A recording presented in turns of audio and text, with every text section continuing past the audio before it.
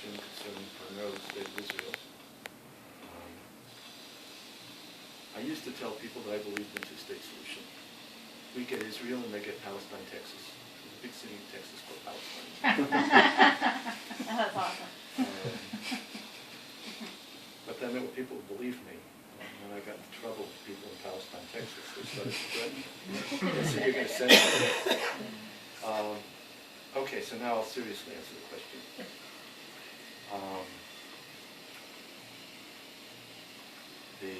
The idea that's put forward today of two states, it's not a solution in any way, shape, or form, but the idea of the state of Israel alongside the state of Palestine for the state of Israel is suicide. Very simply, suicide. Today we're surrounded by about 22 or 23 states that would like to put us on a virtual map, blacken us, delete us, and just have Israel disappear. And another one is going to do us tremendous, tremendous damage.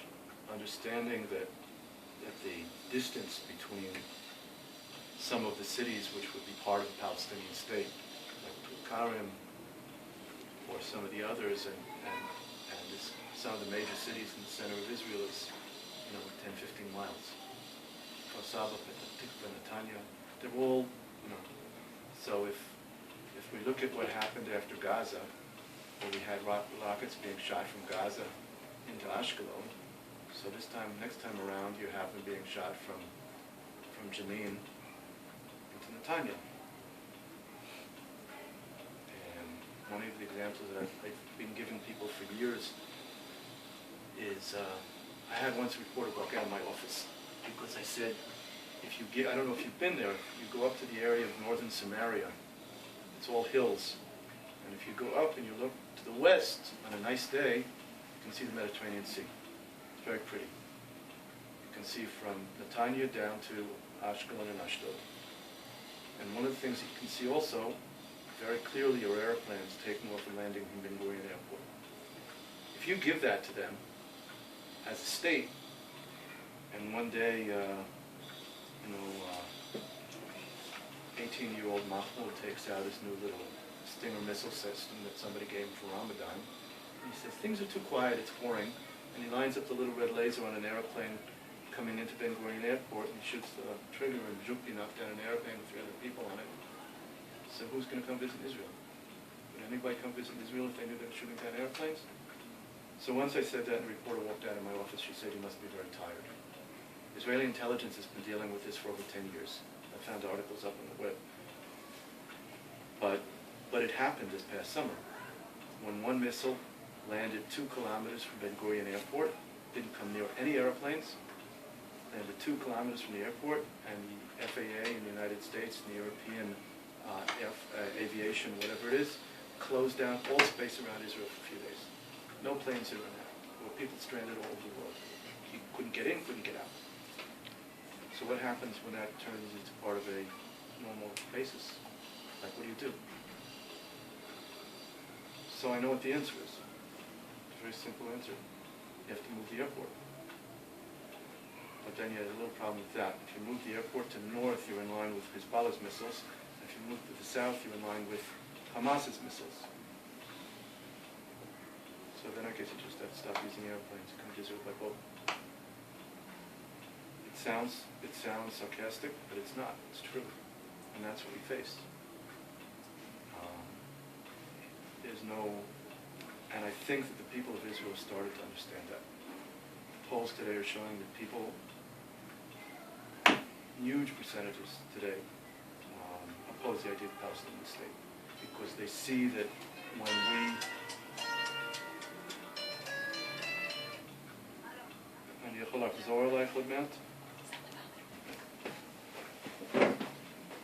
people are realizing that every time the state of Israel has made concessions, starting with Oslo, the only thing we get back are dead people. We've had 1,500 people killed in terrorist attacks since the Oslo Accords were signed. If since Oslo there had been no terror, I might ideologically believe everything that I believe today. But you'd look at me and say, but it works. But it doesn't. So why do it again? I use as an example when reporters come into my office. So, and they ask me a very similar question. So I look at them and I say, you come into my office, and you put out your hands to shake hands with me, and I slap you. And you, as a journalist, scratch your head and say, what happened to him? Let's try again. And you put out your hand again, and this time I punch you in the nose. You're going to put out your hand again, maybe next time I'll shoot you. I mean, but that's what has been happening to Israel. So why do it again? What do we get out of it? We lose. And our enemies tell us that. Unfortunately, people don't like to look at it, and when they do, they don't believe it. They think it's just political propaganda. But they say time and time again, as did Faisal Husseini when Oslo was signed. He said we're going to take it piece by piece, not spelling peace, P-E-A-C, P-I-E-C. A little bit more, we take a little bit more. That's their goal. Their goal is not Hebron, and their goal isn't even Jerusalem. Their goal is Tel Aviv, and they say it. I have a map in my office, printed by the Palestinian Authority in Bethlehem. It's a map of Israel, and the top of the map it says Palestine, and Tel Aviv is Tel Aviv. They say it, not me. So when I have to interpret what they say as something else than what they really say. That's why not only don't I believe it in it, I think that today, politically an issue, it's a dead issue. It's, even though you'll hear people floating and talking, it's a dead issue. It's not going to happen. It's also not going to happen because they don't want it. Because if they wanted a Palestinian state, they'd have a Palestinian state. Because Ehud Barak offered Arafat in the year 2000 more than Arafat could have ever dreamt of, in his wildest dreams. And he said no when he started Second Intifada. Ehud Olmert offered Abu Mazen twice more than Barak offered her. Under tremendous pressure from then President Bill Clinton. And he said no, twice. Because he doesn't want it. Why doesn't he want it? The next example I can give you is what Jabari told me, Sheikh Jabari.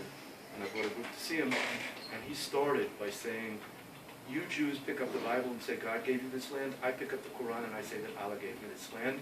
And if I recognize a Palestinian state, then I have to recognize the legitimacy of the state of Israel, and I can't do it, because God gave it all to me, I can't give to you what he gave to me. They cannot recognize the legitimacy of the state of Israel as a Jewish state. It just doesn't work. It runs against everything they believe in.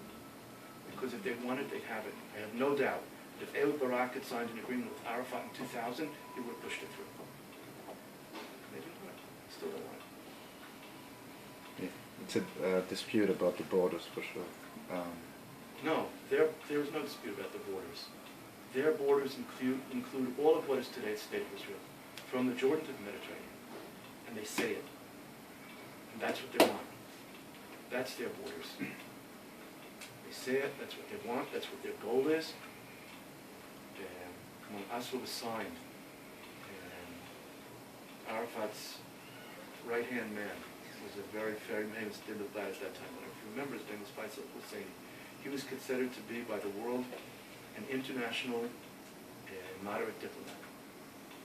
The last interview that he gave before he died in Egypt, he said to the journalist said, don't you believe in the greater Palestine? In other words, all of Israel. He said, of course I believe in it.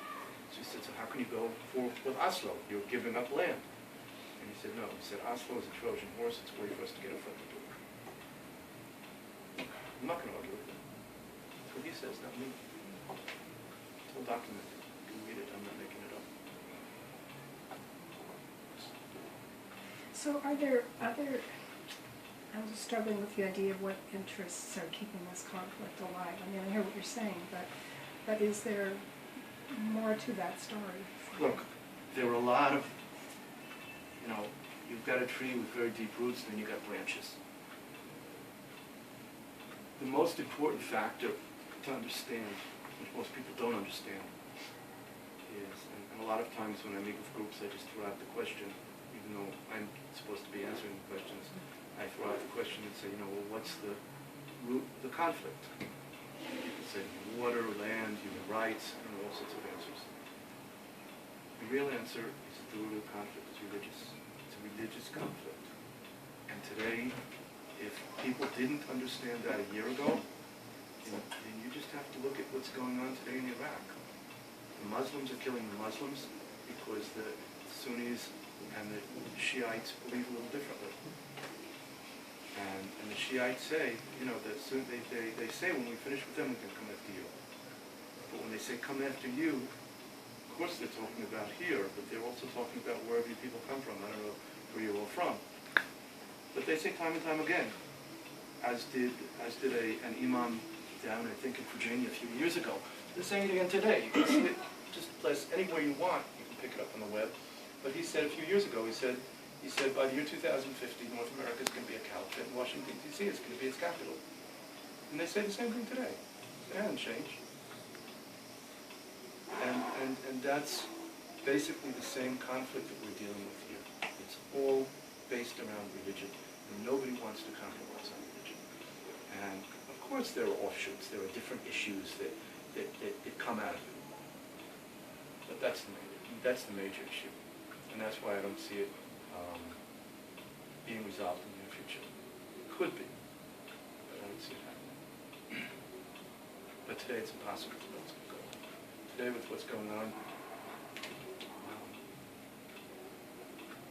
you know, you had a guy in New York a few days ago who left the police with an axe. They say that was a terrorist attack. We saw what happened in Canada twice last week. They were both acts of terror. I have my, I'm not a prophet, and I don't like to be a doomsday foreseer, but I think there are going to be major problems in the United States and North America in the near future, and things are going to explode, and who knows what's going to happen after that. I have no idea. But it's certainly going to affect what happens around the world.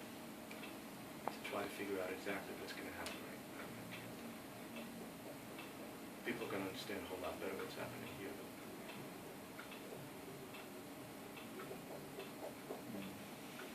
You're all so quiet. You were on the other side of